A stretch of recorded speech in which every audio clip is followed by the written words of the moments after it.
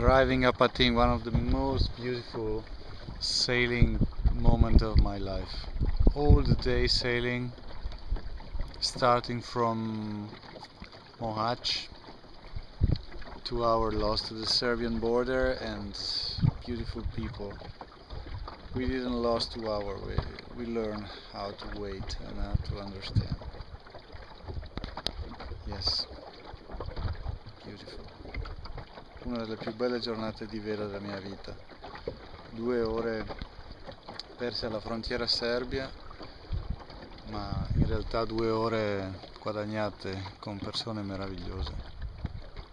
E qui stiamo arrivando ad Apatin, as you can see, come potete vedere.